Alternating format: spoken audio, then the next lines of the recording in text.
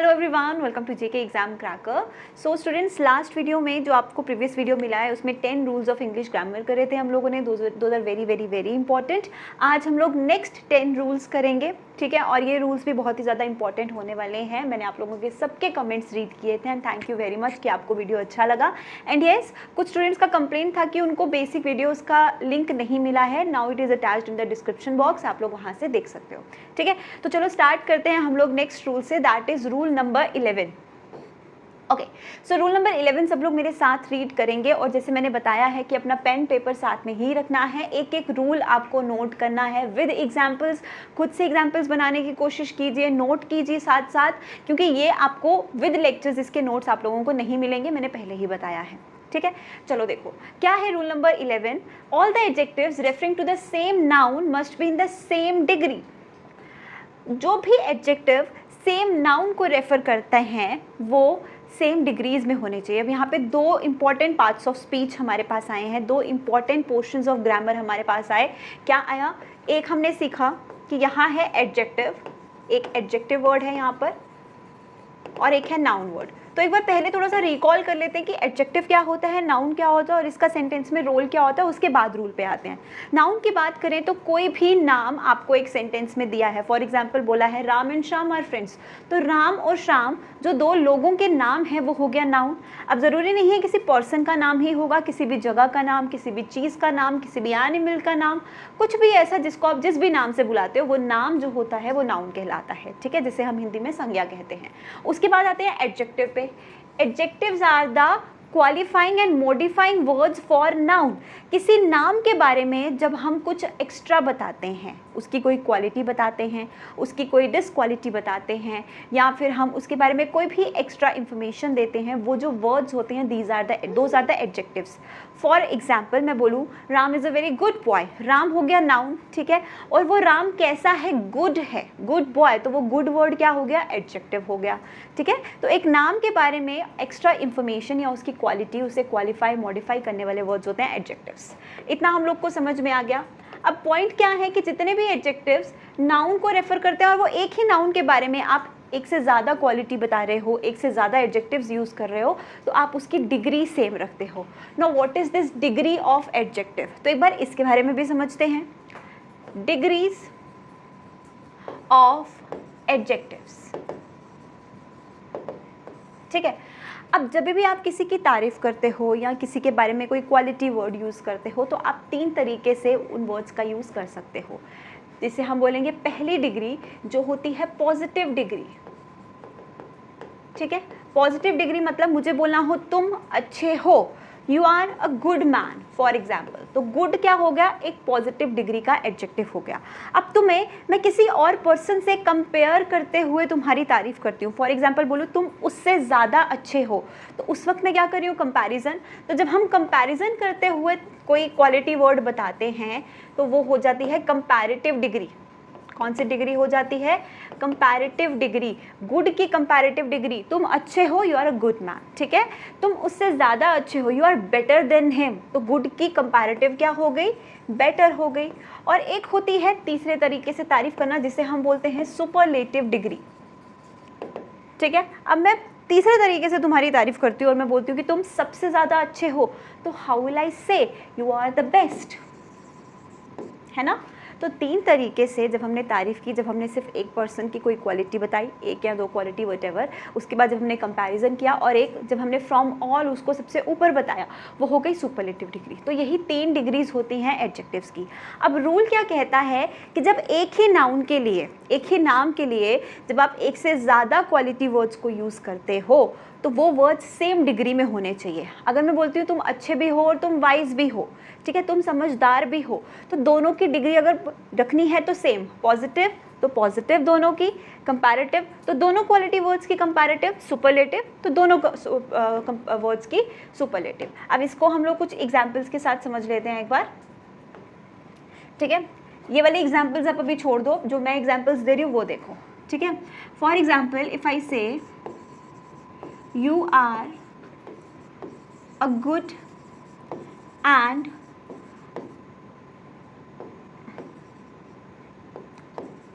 wise man, ठीक है। you are better and wiser than him, and you are the best and the wisest man. अब ये 3 sentences ध्यान से देखना। फर्स्ट सेंटेंस में क्वालिटी वर्ड है गुड और वाइज, दोनों की डिग्री क्या है? पॉजिटिव। एक पर्सन को हमने गुड और वाइज बोला, दोनों की डिग्री सेम, पॉजिटिव।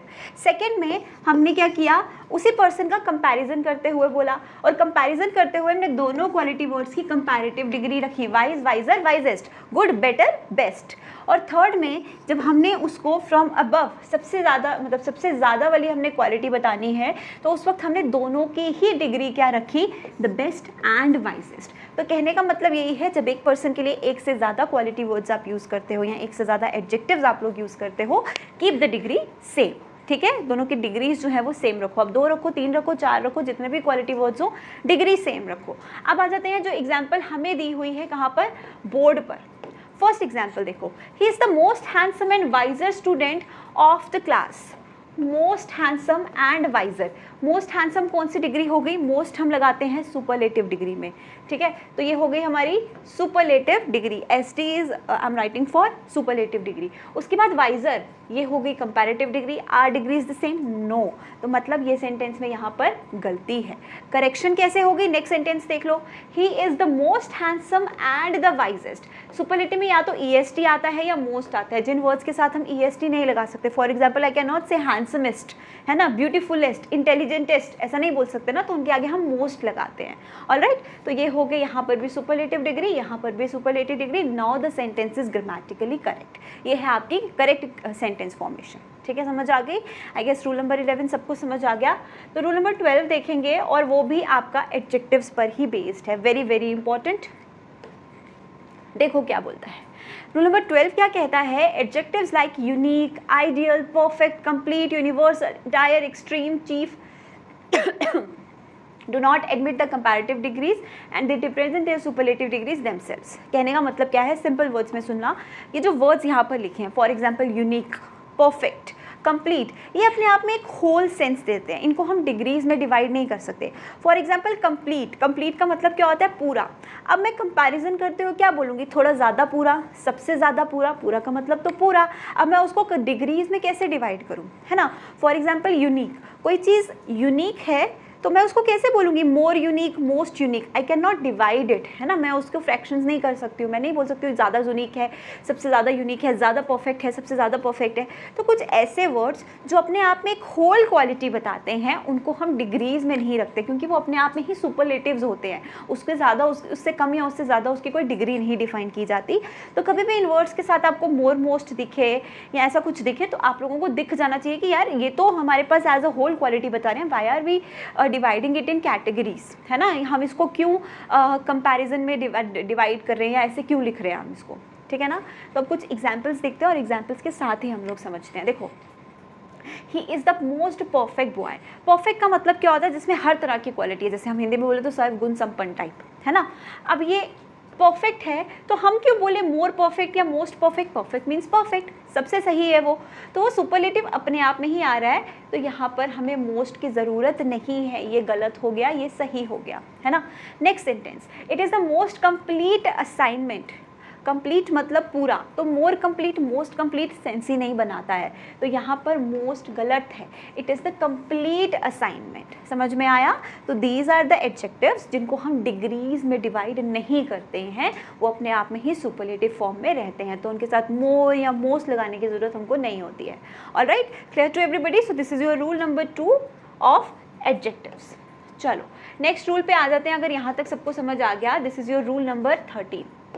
अब यहाँ पे देखो, हमें कुछ वर्ड्स दिए हैं जिन्हें हम यूनिट्स ऑफ काउंटिंग कहते हैं और कॉमनली यूज़ भी करते हैं, जैसे डजन हो गया, 100, 1000, मिलियन, बिलियन, स्कोर, ग्रॉस, ऐसे करके हमको वर्ड्स दिए हुए हैं, ठीक है। पेयर हो गया इसके साथ, जिनको हम काउंटिंग के लिए यूज़ करते हैं। For example if you are using dozen, तो डजन हम कितनी काउंटिंग के लिए ये यूनिट का यूज़ करते हैं, 12 के लिए। अगर हम बोल रहे हैं स्कोर, तो स्कोर हम किसके लिए यूज़ कर रहे हैं, 20 के लिए, 20 काउंटिंग। अगर हम बोले 20 इन नंबर, ठीक है। उसके बाद अगर हम पेयर बोल रहे हैं तो हमें पता है 2 इन नंबर। तो ये जो वर्ड्स होते हैं इनको हम यूनिट्स ऑफ काउंटिंग कहते हैं। तो इनको भी यूज़ करने का एक तरीका होता है। तरीका एज इन कब आप इसको प्लूरल फॉर्म में लिखते हो, कब सिंगुलर फॉर्म में लिखते हो। फॉर एग्जाम्पल आपको डजन कब बोलना है और आपको डजन्स कब बोलना है, आपको पेयर कब बोलना है, आपको पेयर्स कब बोलना है, ये पॉइंट है, ठीक है। तो इसके लिए पहले एक एग्जाम्पल देखते हैं, उसके बाद हम लोग समझेंगे, ठीक है। अगर मैं लिखूँ I have 1 pair of shoes, I have pairs of shoes। अब यहाँ पे जो दो सेंटेंस मैंने लिखे हैं, ध्यान से पढ़ के इसका डिफरेंस देखना कि जो पहला वाला सेंटेंस है उसमें पेयर ऑफ शूज़ तो बोला है, लेकिन कितने पेयर है मुझे ये बताया है। कितने पेयर ऑफ शूज़ है, 1 पेयर। कितने जोड़ा ऑफ शूज़ है, 1, ठीक है। Now if I see the second sentence, यहाँ पे पेयर ऑफ शूज़ तो है लेकिन कितने हैं मुझे नहीं बताया। और जब मुझे नहीं बताया 1 है, 2 है, 3 है, 4 है, 100 है, कितने हैं, तो मैंने क्या किया, पेयर को किस में रख दिया, प्लूरल में, है ना।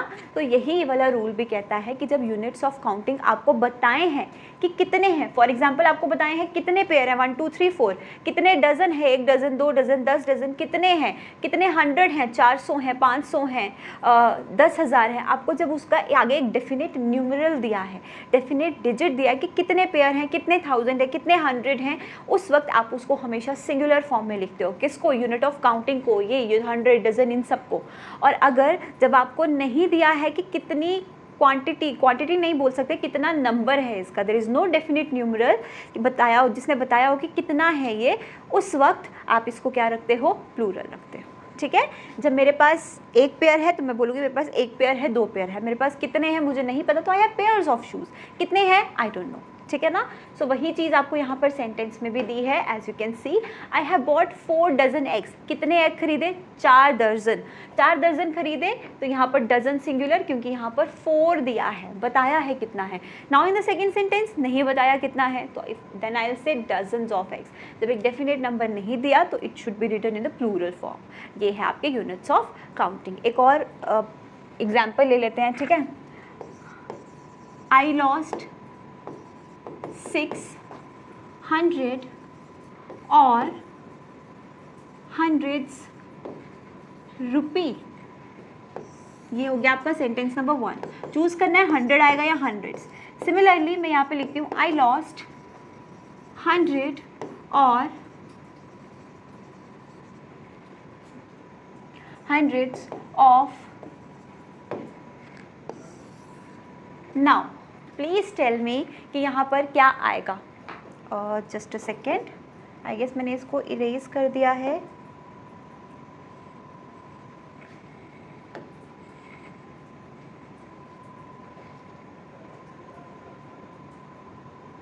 मैंने इसको इरेज कर दिया है, नहीं किया है, हाँ अभी देखो। चलो सो क्या आना चाहिए, आई लॉस्ट 600 रुपीज़ और 600 रुपी। तो मुझे पता है 6 दिया है तो यहाँ पे 100 आएगा। अब यहाँ पे नहीं बोला कितना है तो यहाँ पे हंड्रेड्स आएगा। सो दिस इज़ द डिफरेंस जो आपको पढ़ना होता है। ऑलराइट, आई गेस ये चीज़ें आपको पता भी होंगी, है ना।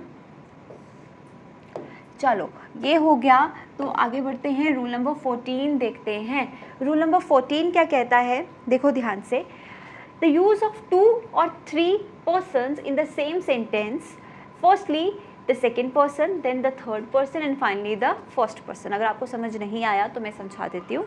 पॉइंट क्या है कि जब आप एक सेंटेंस में एक या 2 या 2 से ज़्यादा पर्सन्स का यूज़ करते हो, पर्सन्स एज इन आप बोलो राम, मैं और उसका भाई, ठीक है, ही, शी एंड आई, ठीक है। अगर मैं बोलूँ यू, ही एंड आई, ऐसे हो गए पर्सन्स, है ना। जब आप एक सेंटेंस में 2 या 2 से ज़्यादा पर्सन्स का यूज़ करते हो तो ऐसा नहीं है कि आपने ही को कहीं भी लगा दिया, यू को कहीं भी लगा दिया, आई को कहीं भी लगा दिया, राम को कहीं भी लगा दिया, वी को कहीं भी लगा दिया, ऐसा नहीं होता। There is a proper sequence कि आप एक अरेंजमेंट फॉलो करते हो पर्सन्स को अरेंज करने में। अब एक सेंटेंस आपको देती हूँ, फिर आप लोगों को समझ आएगा। ये वाले सेंटेंसेस को अभी के लिए इग्नोर कर दो। मैं यहाँ लिखूँ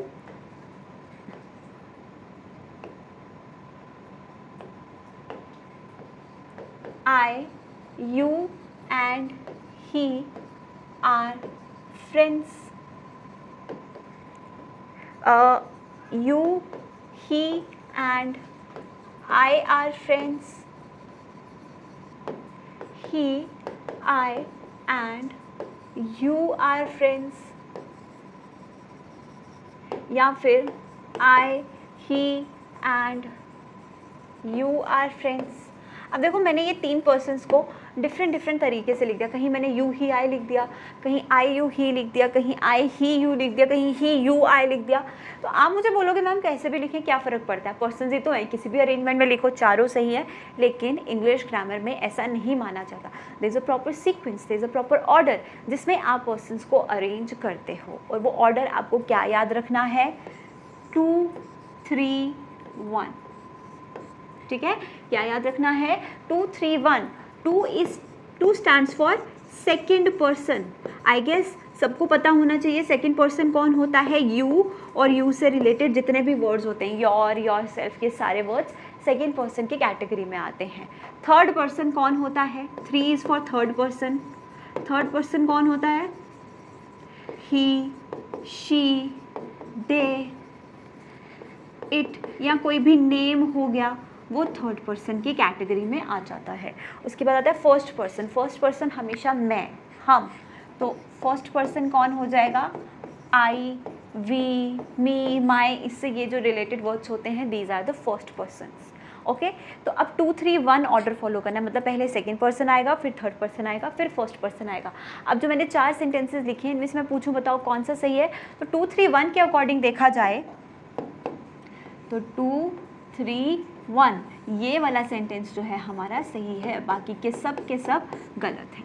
ठीक है, तो whenever you have to arrange persons आपको क्या रूल फॉलो करना है, 2 3 1. अब यहाँ पे जो एग्जाम्पल लिखी हुई है देखो सब लोग, you he and I R brother, 2 3 1. अब यहाँ पे नेक्स्ट सेंटेंस में 3 लोग नहीं दिए, सिर्फ 2 लोग दिए, तब भी हम 2 3 और 1 ही फॉलो करेंगे. यहाँ पे थर्ड पर्सन नहीं दिया, सेकंड पर्सन दिया और फर्स्ट पर्सन दिया, तो ये सेंटेंस भी सही है. इतना सबको समझ में आया है ना. अब इसी का एक एक्सेप्शन मान लो या इसी को एक उल्टा मान लो, इसका एक उल्टा मान लो, मतलब एक उल्टा रूल भी है. और वो उल्टा रूल क्या कहता है कि जब हमें एक सेंटेंस में पर्सन्स दिए हैं और उन पर्सन्स मतलब sense of the sentence is negative, sense of sentence is negative. Negative as in उन लोगों से कोई गलती हुई है, ठीक है, मतलब कोई मिस्टेक हुई है, कोई पाप हो गया है, कोई भूल हो गई है, पनिशमेंट मिल रही है, वट एवर, मतलब सेंस नेगेटिव होनी चाहिए. सेंटेंस नेगेटिव नहीं होना चाहिए, सेंस उसकी नेगेटिव होनी चाहिए, है ना. तो उस वक्त हम उन पर्सन्स के लिए रूल 2 3 1 को फॉलो नहीं करते. उस वक्त हम कौन सा रूल फॉलो करते हैं, रूल 1 2 3. 1 2 3 का मतलब उस केस में, उस पर्टिकुलर केस में फर्स्ट पर्सन पहले आ जाता है, फिर सेकेंड पर्सन, फिर थर्ड पर्सन. एग्जाम्पल के साथ समझाऊंगी, ध्यान से समझिएगा. सी, you, he and I have committed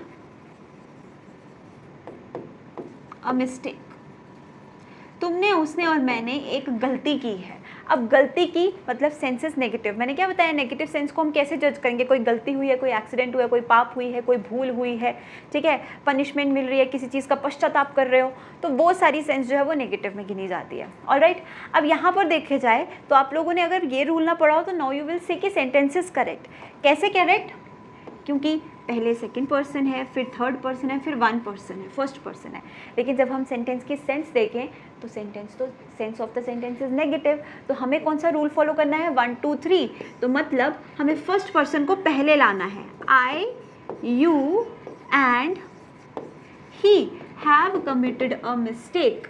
समझ आया, I, you and he have committed a mistake. यहाँ पर आपका जो रूल है वो थोड़ा अलग हो जाता है, only in this particular case. सबको ये समझ आया इसका पॉइंट, सेकंड पॉइंट. अब इसका एक थर्ड पॉइंट भी है, वो भी ध्यान से समझना. ये आई गेस सबने नोट कर लिया होगा, नहीं किया तो वीडियो को पॉज करो और नोट कर लो. ठीक, चलो अब इसी से रिलेटेड एक और पॉइंट भी समझते हैं। ये एक्सेप्शन नंबर 1 था, when the sense of the sentence is negative. Exception number 2 क्या कहती है, when the persons are plural. Order क्या होगा, 2, 3, 1। सेंटेंस की सेंस नेगेटिव हो या सेंटेंस की सेंस पॉजिटिव हो, कोई फर्क नहीं पड़ता, उस वक्त सिर्फ 2, 3, 1 रूल ही फॉलो होगा जब पर्सन्स प्लूरल होंगे। पर्सन्स प्लूरल होने का मतलब क्या है, आई तो हो गया मैं अकेला, जब फर्स्ट पर्सन ज़्यादा होंगे, फॉर एग्जाम्पल इफ आई से वी, आई की जगह, ठीक है, ही, शी, इट तो हो गया सिंगुलर। प्लूरल कैसे हो गया, दे, है ना, यू का प्लूरल यू ही होता है। तो जब पर्सन्स प्लूरल है तो उस वक्त हम जज नहीं करेंगे कि नेगेटिव है या पॉजिटिव है, उस वक्त हम 2, 3, 1 ही फॉलो करेंगे। For example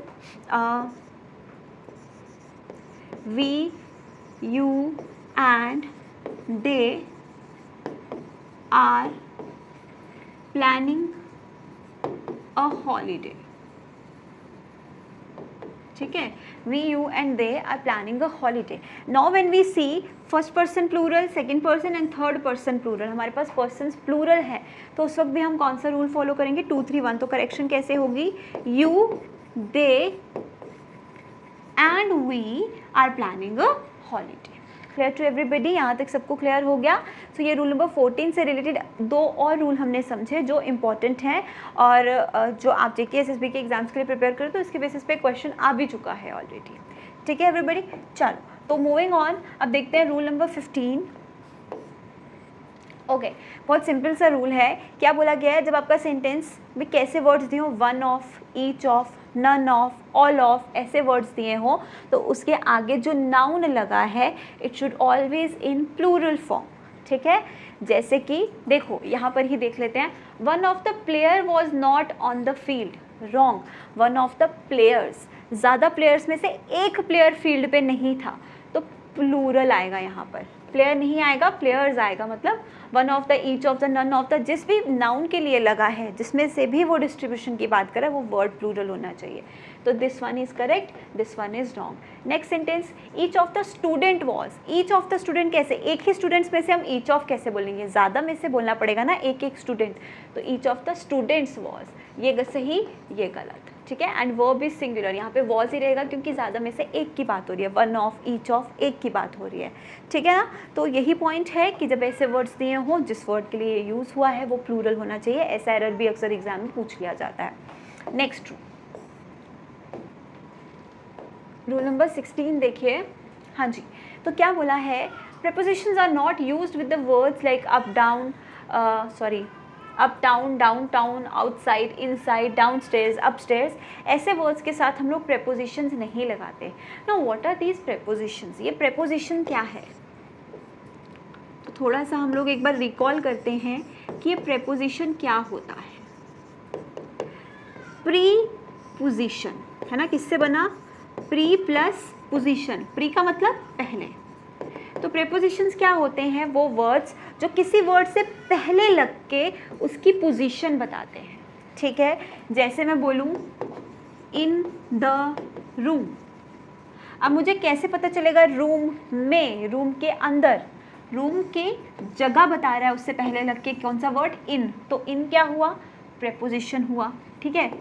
to the left, left की तरफ या लेफ्ट की ओर कौन सा वर्ड बता रहा है, टू बता रहा है, तो ये in, to, into, at, on, upon, ये जो सारे वर्ड्स होते हैं इन सब वर्ड्स को हम लोग क्या बोलते हैं, प्रेपोजिशंस बोलते हैं, जो किसी वर्ड के साथ लग के मेजरली उसका पोजीशन बताते हैं, ठीक है ना। अब रूल क्या कहता है, ये जो वर्ड्स आपको दिए हैं लाइक दीज वर्ड्स, ये ऑलरेडी पोजीशन टेलिंग वर्ड्स होते हैं, जैसे अपस्टेयर्स हो गया सीढ़ियों के ऊपर, डाउनस्टेयर्स हो गया सीढ़ियों के नीचे, अप साइड, डाउन साइड, ये ऑलरेडी पोजीशन टेलिंग वर्ड्स है। तो इनके साथ अगर आप सेंटेंस में देखो कोई पोजीशन वाला वर्ड लगा, फॉर एग्जाम्पल टू लगा है, ऑन लगा है, एट लगा है, इन लगा है, इनटू लगा है, तो ये सारे वर्ड्स इसके साथ नहीं होने चाहिए, ठीक है। देखो कैसे, grandpa went to upstairs a few minutes ago, तो वेंट अपस्टेयर्स, हमें टू लगाने की ज़रूरत नहीं है। You must go to outside, wrong, you must go outside, ये हम जनरली भी बोलते हैं तो समझ आ जाता है, तो ये सही ये गलत, ठीक है। तो सिंपल वर्ड्स में याद रखो, सिर्फ यही वर्ड्स नहीं, कोई भी ऐसा वर्ड है जो आपको ऑलरेडी किसी चीज़ की पोजीशन बता रहा है तो उसके साथ हम प्रेपोजिशन नहीं लगाते, क्योंकि प्रेपोजिशन क्या हो जाता है, ऑलरेडी पोजीशन टेलिंग वर्ड है, तो वो सेंटेंस सुपरफ्लूअस हो जाता है। ऑलराइट, चलो नेक्स्ट देखो rule number 17, very very important rule based on tense. ठीक है, क्या बोलता है कि if two actions are shown to happen in the past, अगर दो एक्शंस आपको दिखाए गए हैं कि पास्ट में हुए हैं एक के बाद एक, मतलब पास्ट में एक काम पहले हुआ उसके बाद दूसरा हुआ, तो the action that happen first, जो काम पहले हुआ है, जो एक्शन पहले हुआ है, हम उसको किस में एक्सप्रेस करेंगे, पास्ट परफेक्ट टेंस में। पास्ट परफेक्ट टेंस का मतलब क्या होता है, पास्ट परफेक्ट टेंस को हम कैसे लिखते हैं स्टूडेंट्स, हैड के साथ वर्ब की थर्ड फॉर्म लगाते हैं, है ना। और द एक्शन हैपेंड लेटर, इस वाले के बाद जो पास्ट में एक्शन हुआ है उसको हम सिंपल पास्ट में दिखाते हैं। सिंपल पास्ट को हम लोग कैसे रेफर करते हैं, only using verbs second form. ठीक, इतना हमको पता है। नाउ डायरेक्टली हम लोग आ जाते हैं सेंटेंस के ऊपर। क्या बोला है, by the time we reach there he left the place, जब हम वहाँ पहुँचे या जब तक हम वहाँ पहुँचे वो वहाँ से जा चुका था। ठीक है, अब पहले तुम पहुँचे या पहले वो जा चुका था, इट्स वेरी वेरी ऑब्वियस कि वो पहले जा चुका था जब तक हम पहुँचे, हम बाद में पहुँचे, वो पहले जा चुका था। तो जो एक्शन पहले हो गया it should be represented in past perfect tense. तो लेफ्ट नहीं आएगा, क्या आ जाएगा, हैड लेफ्ट, क्योंकि ये पहले जा चुका था, उसके बाद तुम पहुँचे तो यहाँ तो वर्ब की सेकेंड फॉर्म दी है, करेक्ट। तो इसी का करेक्शन आपको कहाँ दिया गया है, सेकेंड सेंटेंस में दिया गया है। ठीक है, देखो एक और सेंटेंस लिख लेती हूँ।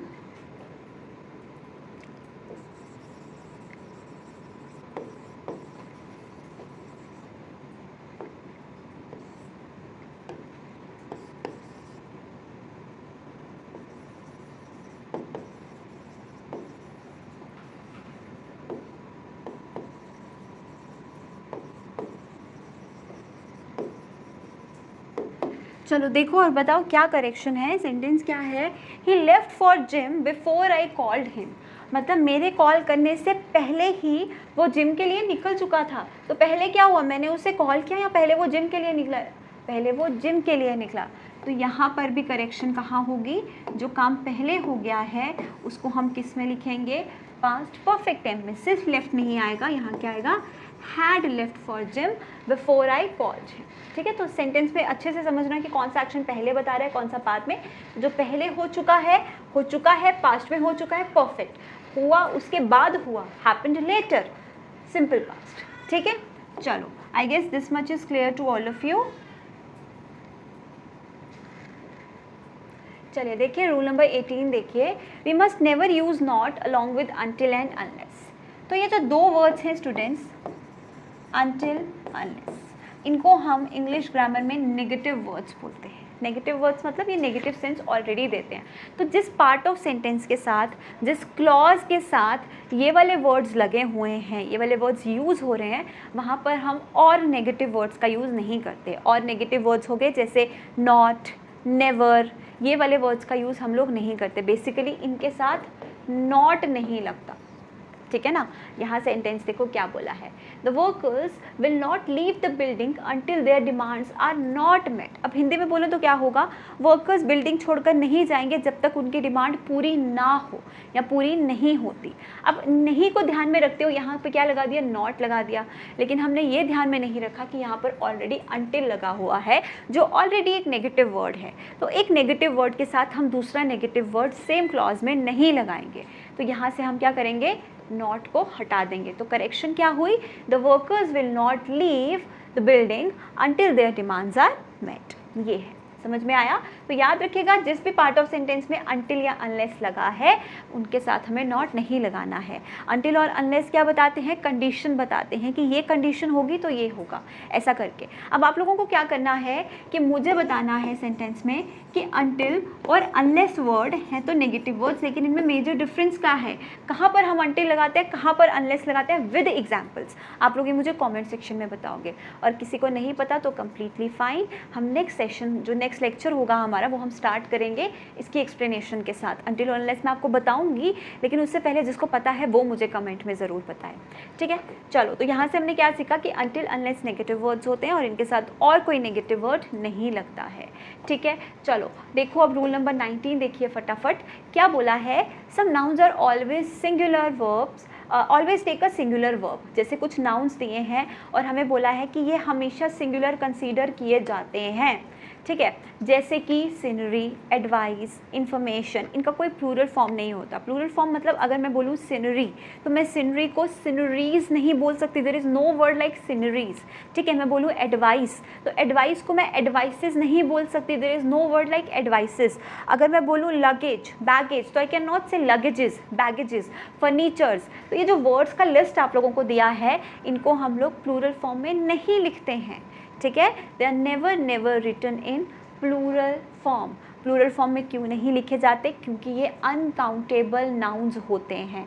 अनकाउंटेबल नाउन्स मतलब इनकी गिनती नहीं की जा सकती, ठीक है। मैं नहीं बोल सकती आज मैंने घर में 2 फर्नीचर्स लाए, I can not say like this, क्योंकि फर्नीचर क्या है, as a collective noun behave कर रहा है। फर्नीचर के अंदर चेयर, सोफ़ा, टेबल सब कुछ आ जाता है। तो मैं ऐसा नहीं कह सकती, मैं चेयर्स को कह सकती हूँ 1 चेयर, 2 चेयर, 10 सोफ़ा, 10 टेबल्स, लेकिन मैं फर्नीचर को नहीं कह सकती। स्टेशनरीज नहीं बोल सकती क्योंकि स्टेशनरी हम सिंगुलर कंसीडर कर रहे हैं, कलेक्टिव।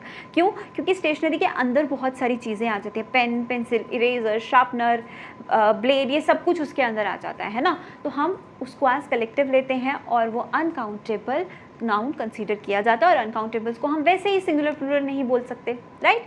तो these are the words which are never written in plural form. और आप देखो यहाँ पर हमें कुछ और वर्ड्स भी दिए हैं जो प्लूरल फॉर्म में है। फॉर एग्जाम्पल कुछ सब्जेक्ट्स के नेम, फिजिक्स, मैथमेटिक्स, इकोनॉमिक्स, है ना, एथिक्स, एथलेटिक्स, इनिंग्स, गैलोज, ये वर्ड्स आप बोलोगे ये तो प्लूरल है, तो हम क्यों बोल रहे हैं सिंगुलर? ये वर्ड्स प्लूरल नहीं हैं, ये लिखे ही ऐसे जाते हैं, ठीक है। जैसे मैं बोलूँ मैथमेटिक्स, मैं कभी नहीं बोलती मैथमेटिक, मैं बोलती हूँ मैथमेटिक्स। अब मैथमेटिक्स जो है वो एक ही सब्जेक्ट है, उसका नाम ही प्लूरल फॉर्म में है ना।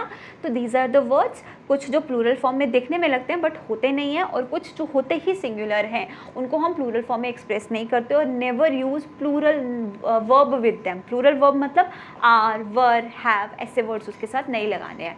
अब देखो क्या बोला है, the scenery of Kashmir are enchanting. The scenery यहाँ तक ठीक है, सीनरीज नहीं हम बोलते। अब सीनरी को हम सिंगुलर कंसीडर करते हैं तो यहाँ पे क्या आ जाएगा, इज़ आ जाएगा। Is enchanting. एन्चेंटिंग का मतलब मेस्मराइजिंग, कैप्टिवेटिंग, मतलब बहुत, जिसे बहुत ज़्यादा ऐसे मनमोहित करने वाली, ठीक है, बहुत ज़्यादा सुंदर। चलो next, he has given advices. He has given advices.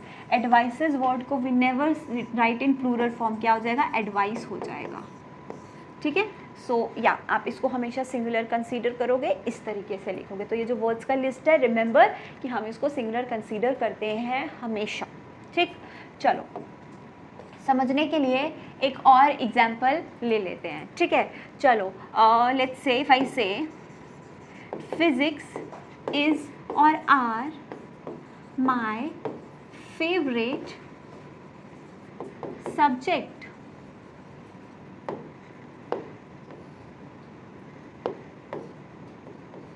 ठीक है, फिजिक्स इज और आर माय फेवरेट सब्जेक्ट। अब फिजिक्स इज होगा या आर, कुछ लोग बोलेंगे ये तो प्लूरल है तो आर होना चाहिए, नहीं, ये वर्ड सिंगुलर है तो physics is my favourite subject. यही चीज़ आप लोगों को समझाने की कोशिश की जा रही है, ठीक है। सो this is your rule number 19।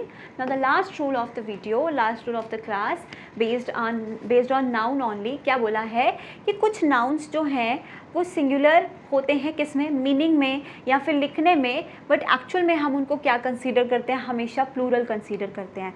अभी देखो ध्यान से डिफरेंस समझना। जो इससे पहले वाला रूल नंबर 19 मैंने आपको करवाया, मैंने बोला कुछ नाउन्स दिखने में सिंगुलर भी लग रहे हैं, प्लूरल भी लग रहे हैं, लेकिन वो है ही सिंगुलर, ऑलवेज सिंगुलर नाउन्स, वो नाम हमेशा सिंगुलर फॉर्म में लिखे जाते हैं। लेकिन अब जो मैं आपको नाम बता रही हूँ वो आपको देखने में शायद लगेगा कि ये सिंगुलर है, बट इनको हम कंसीडर करते हैं हमेशा हमेशा प्लूरल। जैसे एक सिंपल एग्जांपल दूँ, पुलिस। पुलिस वर्ड तो हमें सिंगुलर लगता है तो सब बोलेंगे पुलिस इज़ कमिंग, है ना, पुलिस आ रही है तो सब बोलेंगे पुलिस इज़ कमिंग, लेकिन ये गलत है, ये इंग्लिश ग्रामर है, यहाँ पे हर चीज़ गड़बड़ है, ठीक है।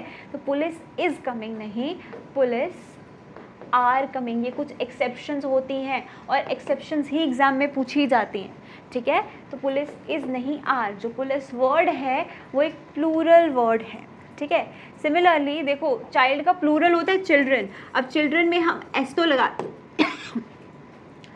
लगाते नहीं हैं, हम चिल्ड्रंस तो बोलते नहीं हैं, फिर भी हम बोल रहे हैं ना चिल्ड्रन आर प्लेइंग, हम थोड़ी कह रहे हैं चिल्ड्रन इज़ प्लेइंग। देखने में तो ये वर्ड भी हमें सिंगुलर लग रहा है, लेकिन है एक प्लूरल वर्ड, राइट। सो ये जो वर्ड्स आपको दिए हैं, these are what, these are always plural words which seems to be singular but plural, ठीक है। चलो देखो अब सेंटेंस में क्या बोला है, cattle is grazing in the ground। cattle word क्या होता है, प्लूरल, cattle are grazing, ठीक है। Police has control the situation, मैंने अभी बताया पुलिस एक प्लूरल वर्ड कंसीडर किया जाता है, तो police have control the situation. तो ये जो वर्ड्स आपको दिख रहे हैं, दीज आर प्लूरल वर्ड्स। इनका भी लिस्ट बना लो ताकि आप लोगों को अगर एग्जाम में इनमें से कोई भी वर्ड आ जाए तो आपको पता हो कि डिफरेंस क्या है, कौन सी वर्ब लगानी है, क्योंकि मेजरली टेंस, वर्ब, इसके वर्ब के करेक्ट यूजेस पे बहुत सारे क्वेश्चंस आ जाते हैं और फिल इन द ब्लैंक्स भी बहुत बार आ जाते हैं, ठीक है ना। तो ये थे आज के 10 रूल्स जो हमें करने थे, टोटल 20 हो चुके हैं, 80 रूल्स आर लेफ्ट। तो अभी के लिए इतना ही आज के लेक्चर के लिए, और कोई डाउट होगा तो do tell me in the comment section. Description में बेसिक का भी प्लेलिस्ट अवेलेबल है, वहाँ से भी देख सकते हो। अगर कंप्लीट कोर्स पढ़ना है, रीडिंग स्किल्स वाला भी और ग्रामर वाला भी, प्रैक्टिस सेशंस भी, प्रीवियस ईयर्स क्वेश्चंस भी, तो वो कोर्स 400 और 500 के इन बिटवीन उसका कॉस्ट है। It is available on our app, that is the JK exam cracker app. वो कोर्स भी सारे एग्जाम्स के लिए वैलिड है, मतलब सब एग्जाम्स के लिए आपको वो कोर्स हेल्प करेगा, ठीक है। तो वहाँ से भी पढ़ सकते हो आप लोग। सो या आज के लिए इतना ही, कोई डाउट हो तो ज़रूर पूछ लेना। Till then take care, bye bye.